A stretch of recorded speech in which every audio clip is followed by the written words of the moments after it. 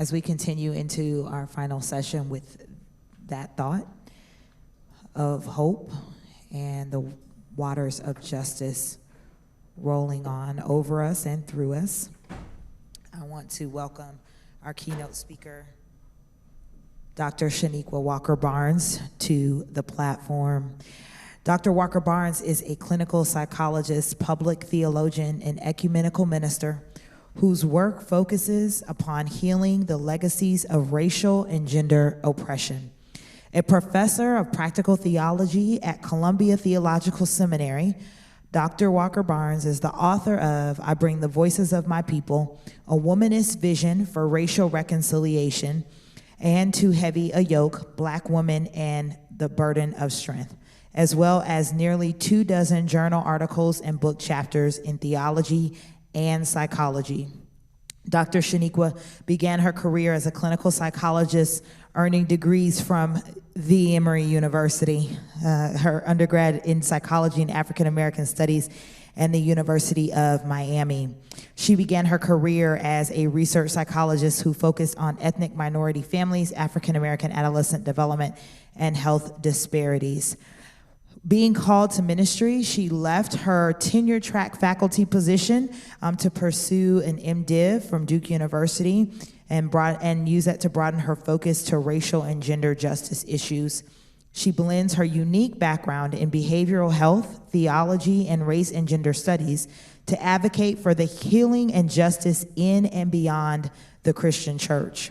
Beyond the classroom, Dr. Chanequa spends most of her professional energy writing and ministering to clergy and faith-based activists and generally caping for women of color engaged in Christian social justice activism. Her faith has been shaped by Methodist, Baptist, and evangelical social justice communities, as well as by Buddhism and Islam. She was ordained by an independent fellowship that holds incarnational theology, community engagement, social justice, and prophetic witness as its core values.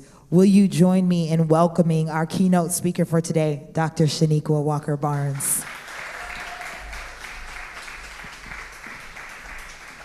Thank you. It is good to be here. Is this on? Okay, good. I can never hear it myself. I am delighted to be here with you all this afternoon. Thank you for those who have persevered through this day and have stayed here at the end. About 6 months ago, I woke up one morning and I did this thing that I'm not supposed to do, but I do every morning anyway. I grabbed my phone and I did a quick rundown of the social media apps. I was puzzled to see that my Instagram account had a lot of notifications. So I hadn't posted anything really, and so I did some backtracking to figure out the source and realized that someone, not somebody I know or had heard of, had taken a screenshot of the first 2 lines of my prayer of a weary Black woman from Sarah Bessey's book, A Rhythm of Prayer. Some of you may be familiar with that. The opening lines are, "Dear God, please help me to hate white people." Now, I'm a clinical psychologist. I've done a lot of work with parents. And one of the key parenting behaviors that we teach is ignoring. When to do it, how to do it, and so on. So my default position when confronted by social media trolls is to ignore it. And that's what I did. The next day, though, the notifications kept coming. And then I started getting emails through my work account, and then phone calls. And finally, I thought, maybe I need to talk to my dean and give him a heads up. My email, websites, work phones were all being bombarded. Some of the messages were nice, nasty, the Christian passive-aggressive way to doing it. I'm praying for your soul. But others were just nasty. The day after Dante Wright was killed, someone emailed me a photo of him with the words LOL, dead, and the N-word. By the middle of that week, upon some advice from a few activist friends, my family and I were frantically packing and trying to find a hotel to hide out in, as friends were helping us to navigate safety issues both online and off. Now, the timing was ironic for multiple reasons. It was right after Easter Sunday, and I had spent all of Lent developing and posting an online Lenten study on self-care. In addition to that, I was just days away from beginning my training as a mindfulness teacher, and I had just put the finishing touches on this chapter on navigating the emotional minefield of racial justice activism. To be honest, I'm a little bit tired of my life being used as an object lesson. God has this weird way, I don't know if I'm the only one, but God has this weird way of using my life to make me live out everything I'm working on. It happens over and over again. So as the proverbial shit hit the fan, I realized it was another opportunity for me to live into, for me to learn to practice what I was preaching, to see if what I was writing and teaching about navigating the emotional minefield of racial justice work, actually worked. So my goal today is not actually to tell you what justice is or how to get there or what causes need to be the focus of our attention, but rather I want to talk about how we sustain this work as individuals and as collectives. Because Martin Luther King Jr. was right, the arc of the moral universe is long. I still question whether it bends towards justice. I believe that it won't do that unless we sustain our work and our movements in that direction. I think Angela Davis is right too. Freedom is a constant struggle. And if we have learned anything from the past 5 years, it ought to be that injustice is not some passive reality. It's not something that simply results from people failing to know better. It is an active and vicious force that people willingly participate in. It turns out that the values that many of us, probably those of us in this room, have, diversity, equity, justice, human and environmental rights, voting rights, civil rights, true democracy, livable wages, right? All these values that many of us hold dear, there are a lot of people, including people who call themselves Christians, who don't really aspire to those same values. So if the arc is going to bend towards justice, we have got to do some pulling and some lifting and some shaping in that direction. We have to be God's hands and feet in the world, and God's ears and mouths and hearts as well too. Because evil seems to have plenty of people willing to do its work. So I want to talk about today about how we do this work. We often talk about justice as if it's some destination that has a clear-cut path and all we have to do is stay on the road. I think that the image that many of us have in mind is like El Camino de Santiago. I've had a few friends who've done that journey. El Camino is the name given to a few different pilgrimages to the Cathedral of Santiago de Compostela in northwestern Spain. It's believed that the remains of St. James are buried there. Each year, thousands of pilgrims walk or bike or trek for weeks or months to cover the 500-mile route. Now, my guess is when most people do it, especially if they're doing it as a spiritual pilgrimage, they begin with a lot of excitement, a lot of great expectation about what is going to come. They know it's going to be hard, but they do their research. They figure out what they need to pack, right? They're prepared for the journey ahead. And they think that it is going to be life-changing. No matter what happens, we're going to get to the end and it's going to be life-changing. That seems to be the experience of my friends who have done it, especially the ones who've done it over the past few years, and I get to watch their journey over social media, because it turns out El Camino today has some pretty good Wi-Fi. The most popular pathway is paved, which is probably great for bikers, but horrible for walkers.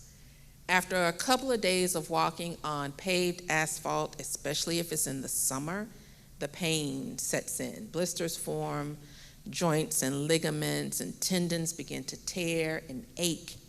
Shoes wear out. The packs start to feel unbearably heavy. With weeks of traveling ahead of them, people start to wonder if they haven't made some horrible mistake. One of my seminary friends posted a couple of years ago when she did it, that a few days in, she was tempted to just go stay at a hotel somewhere and then take one of the shuttles that shuttles people through different points. She said, I thought maybe I should just take a shuttle to the inn, at the inn, and then just kind of emerge and be like, I did it. But she decided to keep going because she realized there is an end to this journey. And other people have done it, and I can do it too. And I believe that if nothing else, I'm going to feel great when I do it. I think that's the image we have in mind when we undertake justice work. But the road to justice is nothing like El Camino. It is more like the road to Jericho. Justice movements are not these interpersonal journeys that if we just pack right, we can do. They are long-distance relays. Some of us will start, but we will not finish. Some of us will pick up the race in the middle and not see the beginning or the end. Hopefully, eventually, somebody will see the end, but we don't even know where that end is, how long it will take to get there, or even what it looks like. That is the El Camino, but the Jericho road was something different. There's a New Testament scholar, Arlen Holtgren, who's described it this way. The distance from Jerusalem to Jericho is about 17 miles, and to get from one to the other, one literally goes down a steep road. Jerusalem is about 2,700 feet above sea level. Jericho is 820 feet below sea level. This means that there is a drop of about 3,500 feet. In other words, a little bit over 200 feet per mile on average. The descent or ascent is unrelenting. The road is winding, and there are lots of hilly places on both sides of the road for marauders to hide. The road was known to be dangerous. We've heard the story of the Good Samaritan, and we all like to think we're going to be the Good Samaritan. Understanding what the Jericho Road is makes us realize why everybody else was in such a rush and kind of looked at him and said, was like, nope. Because they thought they would be next. Because that is what happened on the Jericho Road, constantly. People were beaten. People were worn down. Justice movements are a lot like that. They face danger on all sides from a wide variety of obstacles. The road isn't smooth.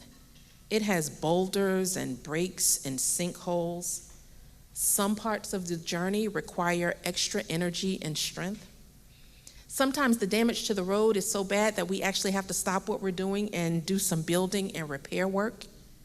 Sometimes the obstacle is so big that we have to turn back the other way and find a new route.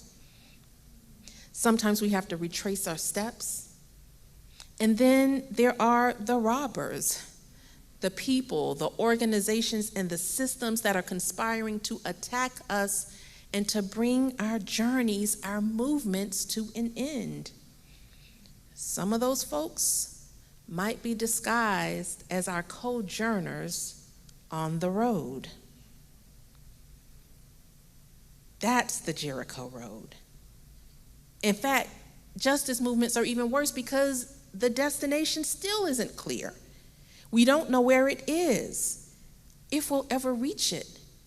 The journey isn't just difficult, it's circular, right? Sometimes we can labor forever to find out that we're back in the same place we were in a few years ago, or maybe we've only moved a few feet from our starting point.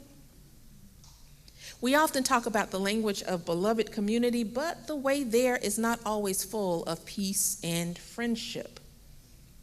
The leaders of the civil rights movement knew this. I think it's why they used the term foot soldiers to describe the thousands of ordinary people who we often didn't see, but whose labor actually moved the movements forward.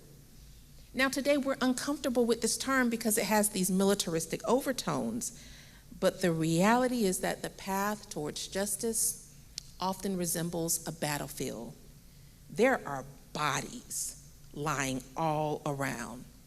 The sound of gunfire is echoing in the distance, and it seems that we are always on the defense or offense. This journey requires a tremendous outpouring of emotional labor. And if we don't tend to that properly, this outpouring puts us at risk for burnout, and it jeopardizes the sustainability of our movements. So what I want to talk today about is a little bit about this idea of justice work as emotional labor. Now, the term emotional labor, I'm coming from I'm teaching today. The term emotional labor was coined in about 1983 by a sociologist, Arlie Russell Hochschild. She had been doing research on flight attendants and other service workers, bill collectors, and other folks. And she was in this room for one of the airlines observing a training, and the training was being done by a male pilot with a room of mostly female, at that time I think almost all female flight attendants. And this male pilot was teaching this room full of women that their biggest asset for their job was their smile. That's the thing you need to work with. And she realized that for many service workers, it's not just the work they do that matters, it's the emotions that they have to conceal, display, and manage as part of doing the work. She defined emotional labor as labor that requires one to induce or suppress feeling in order to sustain the outward countenance that produces the proper state of mind in others. This kind of labor calls for a coordination of mind and feeling, and it sometimes draws on a source of self that we honor as deep and integral to our individuality. Another scholar says emotional labor may involve enhancing, faking, or suppressing emotions to modify the emotional expression, and that is generally in response to the rules of the organization or job. Emotional labor, in a nutshell, has three components. Labor, some type of work is involved. Emotions, we're feeling something. And display of emotions, what we choose to do, what emotions we choose to display or conceal. Over the past 4 decades, researchers have looked at emotional labor across a wide range of fields, and it seems like they found a couple of things. First, emotional labor can be good for the effectiveness of a company, right? It can help people perform their job, and customers like it, right? We like to go to the restaurant where the servers are friendly. We like to go to the store where people put on a smile and ask us how they're doing, regardless of how they feel. On the other hand, emotional labor decreases job satisfaction, it increases emotional exhaustion, and it leads to burnout among employees. There's a lot of turnover and absenteeism in organizations that require that. We're seeing the Great Resignation right now play out in our country as many people are saying, I'm fed up. I can no longer put on the smiling face when everything is turning around us, and none of this is really what I'm getting paid for. It's only really been within about the past 10 years that people have begun to look at emotional labor as it relates to social activism. And I think that emotional labor is actually one of the big problems between the fragmentation and burnout of activists and of movements. Now, there's one thing that I can say I think is universally true. I'm really usually hesitant to say this thing is true for everything, but I think this thing is true. I think every single person who's engaged in some type of dialogue or activism, demonstrations, policy work around issues of justice knows this truth. Activism hurts a lot. Some of that hurt is unintentional, but some of it comes from the ways that we utilize emotions in our work. In activism, emotions function in at least 3 ways, and I'm going to talk about these today. The first one is that they are motivating factors for our involvement. Emotions are usually at the heart of why we get involved in activism. Activists, I think, are like the character that Haley Joel Osment played in The Sixth Sense, where he sees dead people. We see injustice. Like, we see it everywhere. You're walking down the street, you're in the restaurant, you see it everywhere. Not only do we see it, but we care about it. And we feel personally on the hook for doing something about it. Now, we can take that for granted, but the reality is that's not how most people engage the world. A lot of people, first of all, they don't see it. And then if they see it, they don't really care about it. Or if they think, yeah, that's actually a social issue, somebody needs to do something about it, they don't feel like they personally have to be the one to do it. But we activists, justice folks, we're not the ones who keep calm and carry on. Right? We're the ones who are like, nope, stand up and fight. Right? We feel deep compassion for the wounds of the world. But we also feel anger and grief and guilt and frustration towards oppressive systems and their agents. Caring is so important in activism that we have actually developed terms for if somebody stops caring. We call it justice fatigue or compassion fatigue. Folks are starting to talk about racial justice fatigue, right? We hold interventions for activists who stop caring because we say you are supposed to care. So emotions are the reason we get into it. But emotions are also tools for our activism. They're part of the toolkit that we use to create change. Activism takes a lot of forms, but every form I can think about tries to use emotions. In other words, we care and we want other people to care. Protests.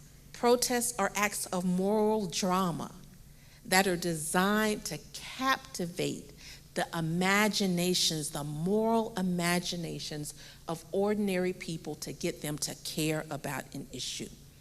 When people were doing the brunch protests for Black Lives Matter, it wasn't like they were opposed to brunch, right? They wanted people to take notice. They wanted people to care. So activism in a lot of ways tries to invoke emotions in other people. Sometimes these are positive emotions, joy, compassion, and empathy, but sometimes these are negative emotions. We want people to get mad. We want people to get frustrated. But to do this, we end up generating these emotions in ourselves. We tap into our own anger. We tap into our own compassion. We tap into our own empathy and hurt and guilt and pain and trauma. And we go out and we try to engender some type of emotional response in other people. And then we have to manage the emotional response that we get from other people, because other people might get angry at us, right? And maybe we wanted them to get angry, but oh, wait a minute, they're getting too angry, and the anger is directed at us and towards the fact that instead of at the issue. So now we've got to figure out, how do we protect ourselves? What do we do, right? We have to manage that emotion. We can't always control the outcome. We don't always know what's going to happen when we rile people up. We just know we might have to do something about it. So emotions are the motivating factors, they're the toolkit, but there's another way in which emotions are involved in activism, and that is as unintended consequences of our activist work. Think about what happens when a lot of people who care deeply about an issue go around trying to get other people to care deeply too. You get a hot cesspool of emotions, right? Movements are people-powered. It doesn't matter what we're talking about. Every movement is made up of people who might be united with respect for their compassion or concern for that particular issue, but they're diverse in every other respect. We differ in our backgrounds, our personalities and communication styles, even in our understandings and our approaches to justice. And we're navigating these differences in the midst of these highly charged moments as we're riled up and as we're trying to strategize how to rile other people up. It is a recipe for relational and organizational disaster. But often, we don't think about it.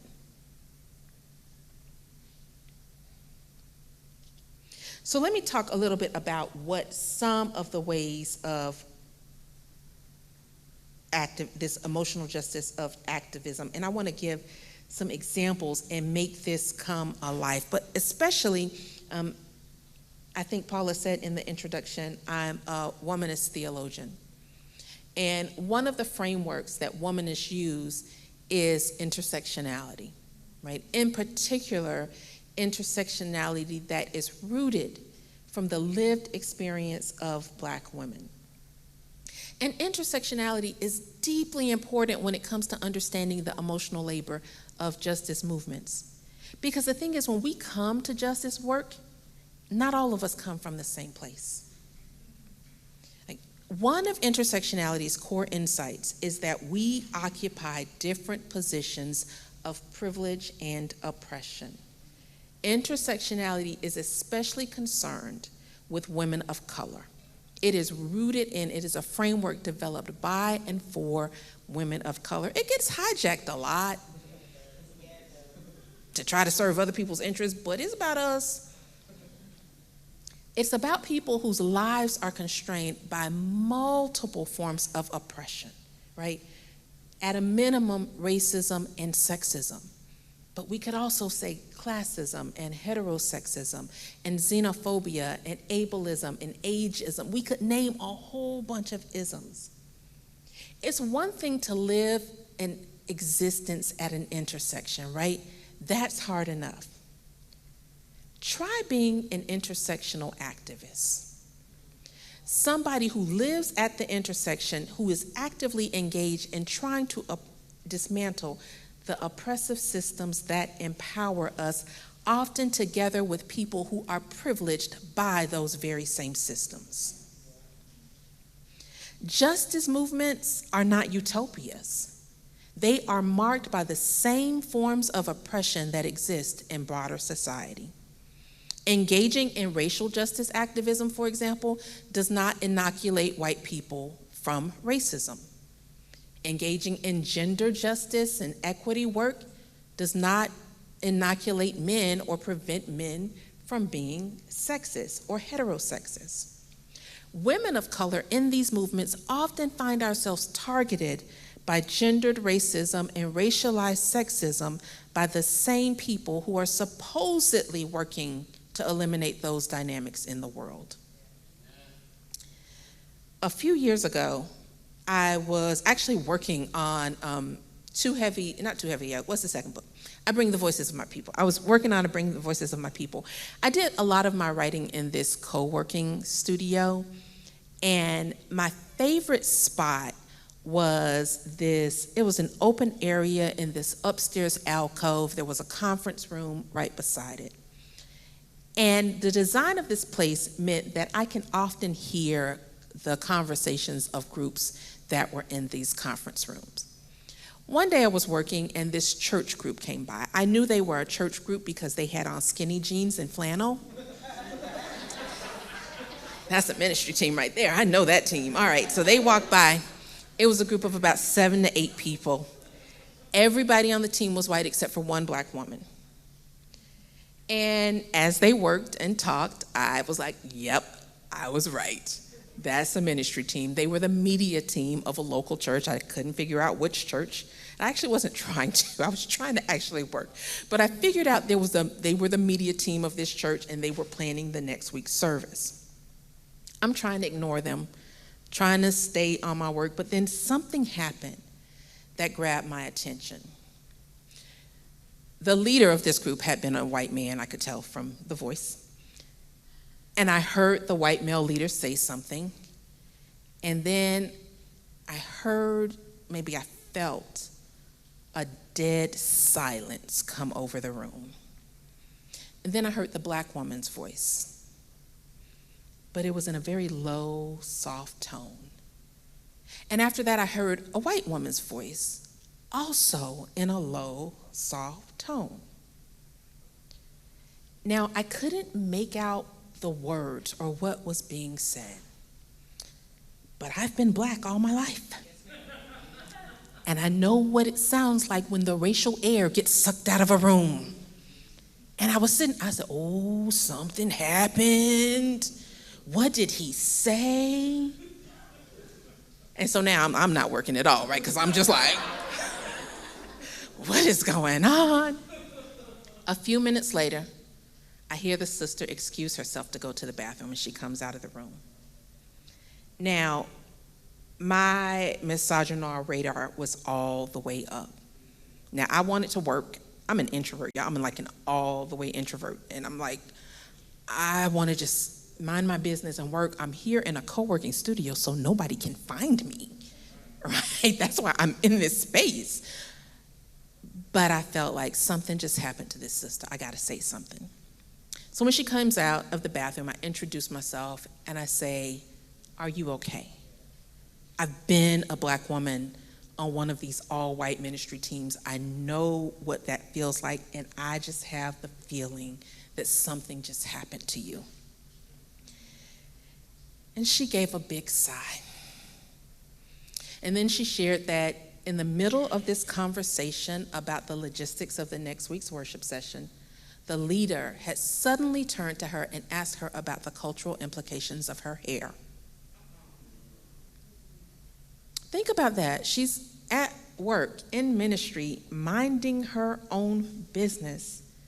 And suddenly a work meeting turns into a conversation about her body, her black woman body. And she was shook. And she went back into the room, and I realized I was shook. Because just being near the encounter triggered my own racial gender trauma. It started coming to the surface. Fortunately, pretty soon after that, the group wrapped up and left. But I had to take a moment. I had to actually step away and go over to the sofa in the alcove and do some meditation to center myself, recenter myself before I could start working. So I need you to notice a few things. Racial gender microaggressions are so common in white Christian spaces that I saw one happen while I was out minding my own business. Right? And that, second, I wasn't the target, but I was affected by it because it triggered me, and I ended up having to do some active coping to recalibrate because fortunately I'm aware of what happened. I knew I was being triggered. Third, I wasn't in the room. I didn't hear what happened. I didn't hear the exact words, but I knew what was happening. Because like a lot of black women activists, especially those raised by Southern black folk, I have a keenly developed capacity for sizing up white people and white spaces in order to determine whether or not they're safe. In other words, my racism radar is sharp as hell. It has been intergenerationally and experientially and intellectually honed. I have a knowledge about the working of racism that a lot of people don't have, a sensitivity to it that a lot of people don't have. But if I were to describe certain events as racist, people will say, well, how do you know? Are you sure? Something else must have been going on. It can't really be that. Right? So my expertise on racism gets called into question all the time by white people who just discovered what racism was last week.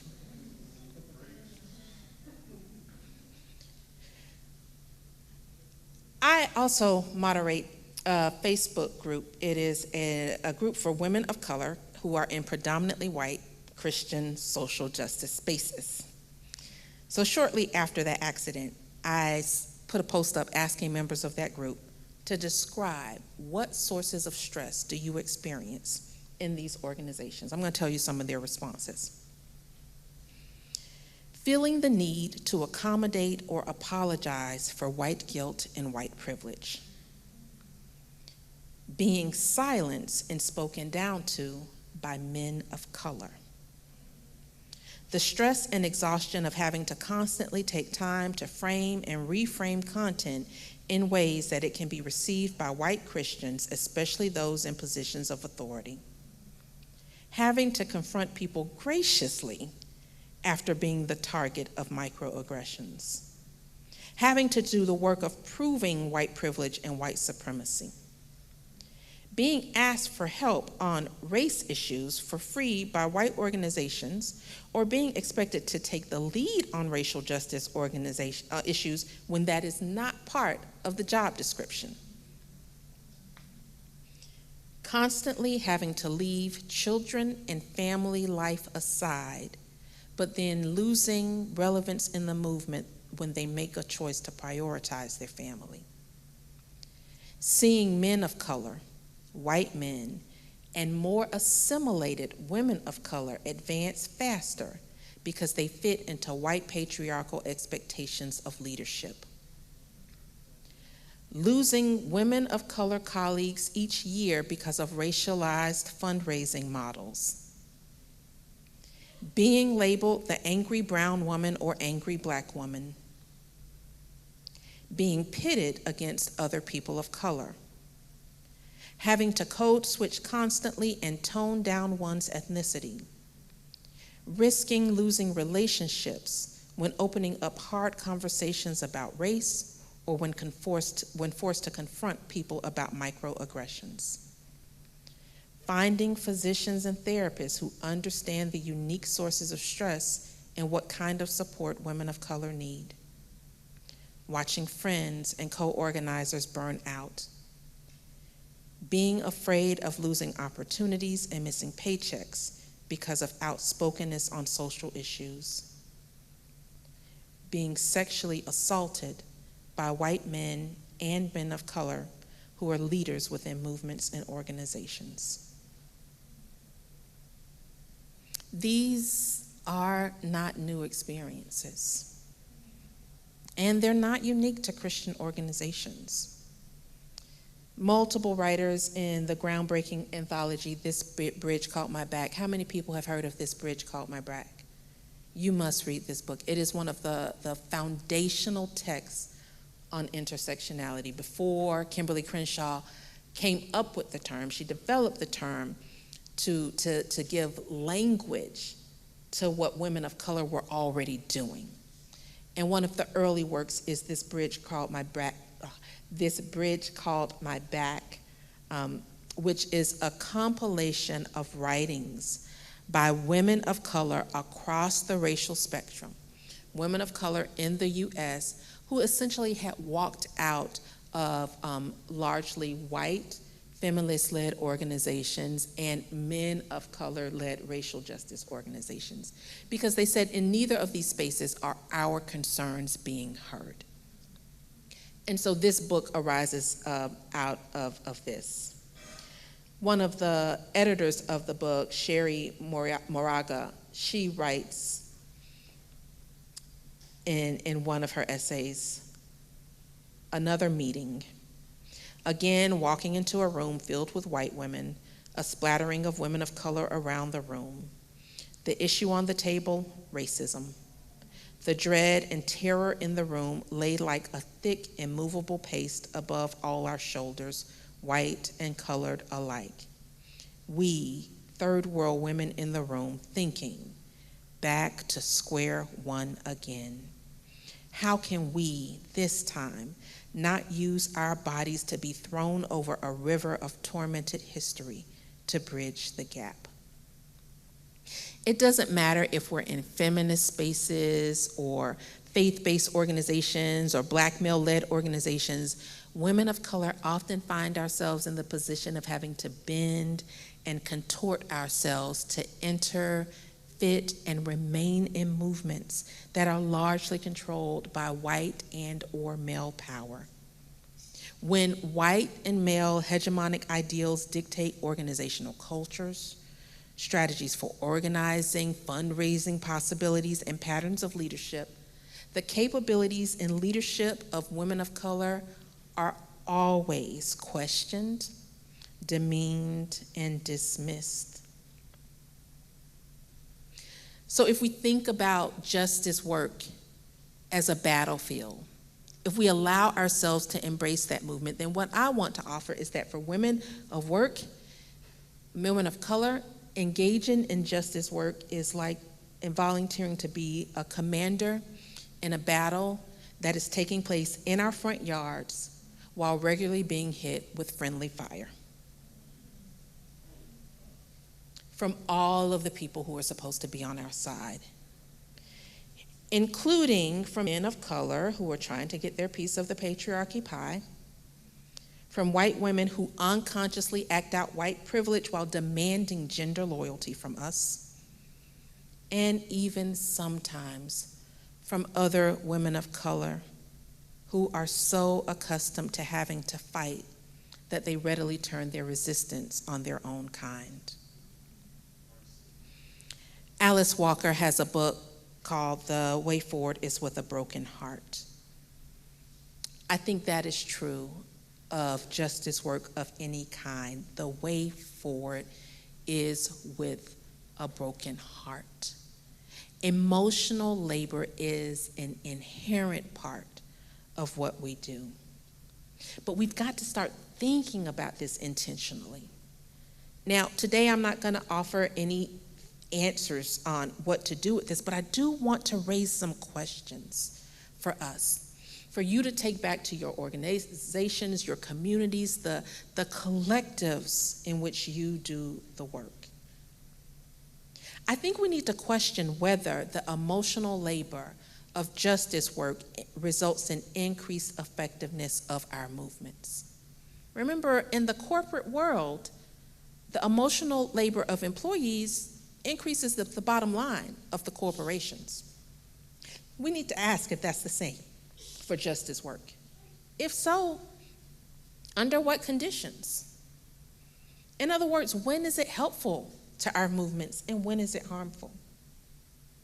But then we have to ask another question. How does the emotional labor of justice work impact those in the trenches? Who is bearing the burden of the labor? And are these impacts consistent with our overarching goals?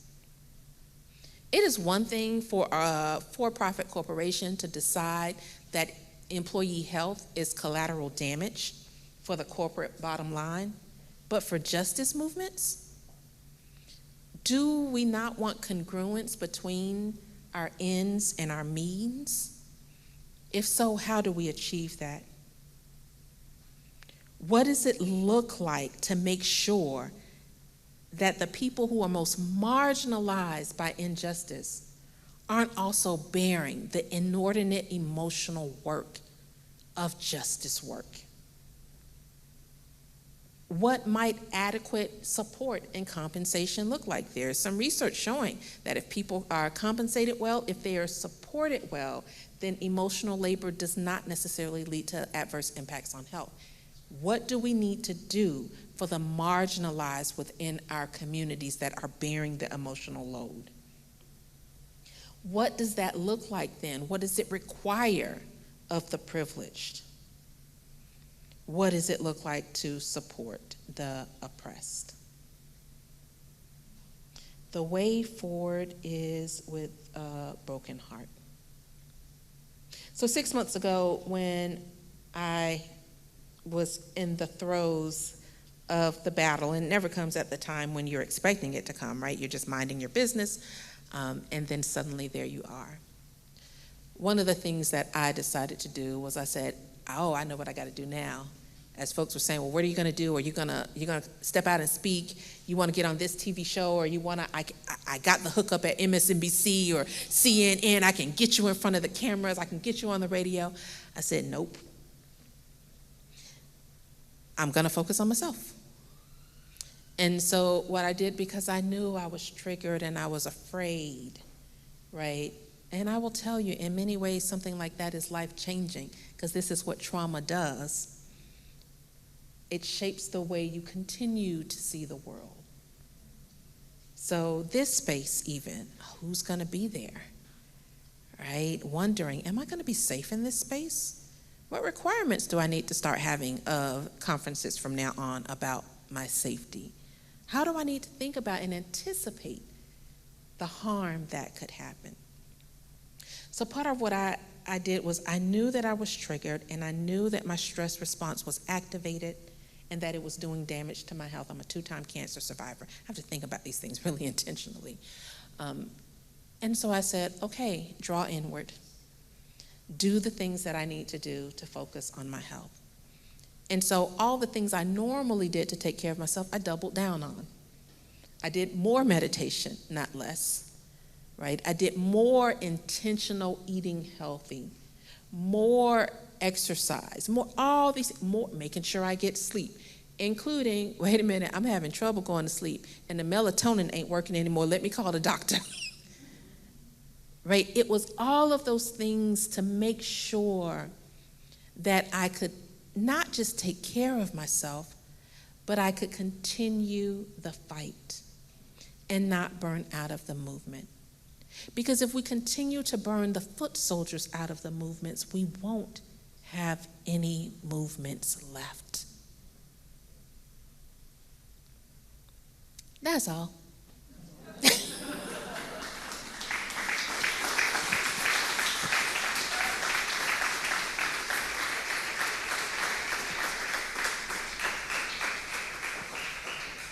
I wanted to make sure that we had time for a conversation, because I want to be in conversation with you all, and so I think you have questions. Yes. Yes, ma'am. Thank you so much, Dr. Walker Barnes. I think we were all taking notes so quickly. Why don't you all take a few moments and submit your questions via slido.com, #CJC2021 for Dr. Walker Barnes. We have time, so I'm going to give you 2 minutes to submit any questions you have. If you have questions on Zoom, please go ahead and submit them via slido.com. The event is CJC 2021. We would love to ask those as well.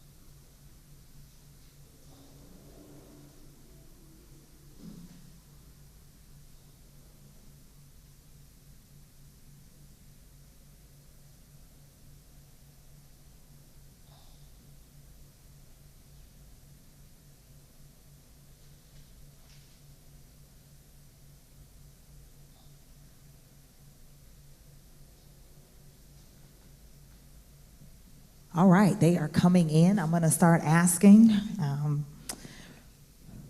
Dr. Chanequa, how do we balance having Black women lead, but not expecting them to carry the movement? This is tricky because to some degree, Black women and other women of color are best equipped to carry the movement. Because there's so much that comes from our intersectional existence that other people don't know, right? Because being at the intersections of oppression means that you have to be more savvy about understanding how oppression works, because you're constantly like, trying to get out of the way, trying to keep from getting killed. And so I think in some ways, it may be that Black women and women of color do have to bear an inordinate portion of the load, and it's always going to be inordinate because it is always about our lives, right? So we're always going to feel that differently. So maybe the question is, what work can people do? What support can we get to make sure that what we carry, that first that others are carrying with us, but that there's also adequate support, right? And so stepping up and making sure that, when we start having questions about equity, a lot of our conversations about equity, I don't think are about equity at all. They're not about justice. They're about, okay, we want to make sure Black women get paid the same as white men. Black women should get paid more. Right, we need hazard pay for showing up. Amen. Come on, somebody. Because there's a burden and an expertise, right, that we bring into the room. So there are some ways in which we have to do the work, but there are other ways in which people can stop forming so much resistance for us doing the work. Like many of us don't mind doing the work. We just don't want to face as much resistance, especially from within. So if we can get support from within, if we can get encouragement from within, if we can get people who are willing to follow our lead, and next time that we say somebody is a predator, well, that person is racist, and now I don't want that money because all money ain't get money, that people need to trust that and follow that wisdom. Yeah. That's good. Share the load. Can you talk about the Facebook group? How often do you meet? What topics are discussed? How do we get in? Wasn't my question, but I'll add on that. Yeah, I don't even like talking about that group in public because The answer is no, secret. She will not talk about it. So women of color come see me, but that's all I'm gonna say. All right. You got it. You got it. You got it. I like you. Woo, she said that's what I'm gonna say. I love that. First rule about Wakanda is we do not talk about Wakanda. I love that. I love that. Love it. There is a recent movement for Black pastors to leave evangelical spaces, leave loud. What do you think are some signs to stay and some to go? Oh, wow. Yes. So first, let me say, every movement for reform needs people who will leave and people who will stay. Neither one is the inherently faithful response. You always need people who are within systems, right, who understand the logic and principles within systems and who try to work within them for reform. But you also need people on the outside of systems banging in doors, like knocking holes in walls and saying, y'all better do something or we out here. You always need both. So leaving or staying is not necessarily inherently good or bad. Leaving is often required for the mental health, particularly of women of color. Women of color have to leave a lot because spaces become toxic for us. And they become toxic in ways that they can no longer be healed, right? They can no longer be fixed within that system. So I think people of color in general, we end up leaving a lot. And that becomes a problem because in our Christian world, we deem that as being unfaithful or unchristian. But the reality is leaving has an important role. I've been thinking through what it means to leave, especially from the perspective of one who is a psychologist. And so thinking about marriage and family therapy, I've been playing around with, in a marriage, like marital research, what do we see as the signs of an unhealthy relationship? And I think some of these are stonewalling. And you know what, like when the system shuts down, you know, the people of color, you know what I'm talking about. When you keep saying stuff and they just shut down on you, and they're shutting you out, right? And you finding out that decisions are being made and meetings are being held and nothing you do seems to impact anymore. When there seems to be contempt for you and constant criticism of you, when you are starting to doubt your own skill and capability, even though you are a skillful person, when you are starting to doubt your own empathy and love, right? And some of during this period, 6 months ago, I had a affirmation. I drew up an affirmation that said, I'm a loving voice for change in this world. I had to remind myself because people were like, you're so hateful. And I'm just like, nobody who knows me would describe me that way. Right? But at some point you're like, oh my goodness, am I hateful? Right? And so in some ways you have to figure out, is it making me forget who I am? Is it making me forget who God has called me to be? Is it leading me to doubt my own giftedness and my own gracefulness, right? And so in some of those cases, it's time to leave. I think it is absolutely okay for us to center ourselves and our own health in our relationships with organizations and movements, which is to say, I'm staying as long as it is good and productive for me. And I'm staying as long as it moves forward the work that I feel like God has called me to do in the world. And if it begins to be an active and continual impediment, and we're not talking small things, y'all. First of all, women of color especially, our tolerance, because it's high. Like we will deal, like stuff, we put up with stuff nobody else will put up with. So even when we get to the point of questioning that maybe it's time for us to go, it generally is. Because everybody else would have been left. Last women standing. When it comes to social justice work, do you advocate for reformation for long-standing institutions or just creating new institutions? Both. I don't think there are simple answers here. The reality is our societies are supported by institutions and structures, right? And we can't demolish everything. I will give a disclaimer.